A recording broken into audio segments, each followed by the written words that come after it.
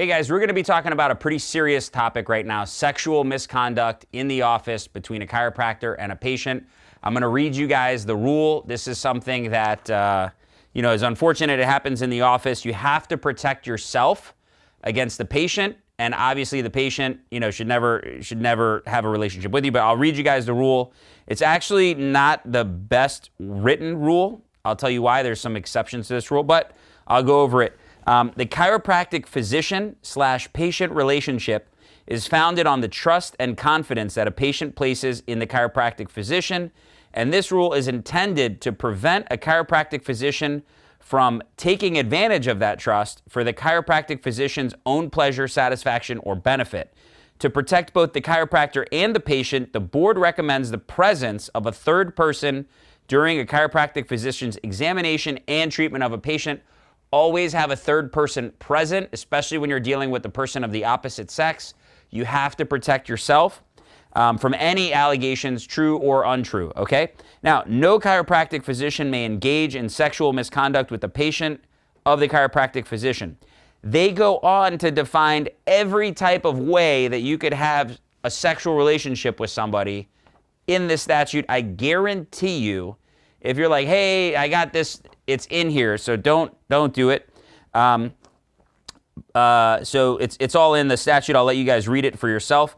Even making suggestive, lewd, or lascivious, that's a tough word, remarks, I can't say that word, remarks to a patient or who performs suggestive, lewd, or lascivious acts in the presence of a patient is guilty of sexual misconduct. Just making a sexual joke, according to the board, is a violation of this rule. I recommend everybody to read this rule. Even this covers, jokes in the office, okay? So suggestive, lewd, or different types of remarks. Anyone who makes contact with certain body parts, sexual organs, is violative of this rule. So I definitely recommend you read this rule. The definition of a patient, I've always had doctors tell me, hey, but this person's not a patient, whatever. I'll read you a patient. You'll see that everyone you touch is a patient. A patient is any person who is being examined or who is under the care or treatment of the chiropractic physician when the incident or incidents allegedly occurred, okay, regardless of whether the person was billed or was paying for services from the licensee who's accused of misconduct. So I've had doctors tell me, hey, but I never billed them. They just were a friend. They came in, I adjusted them, doesn't matter.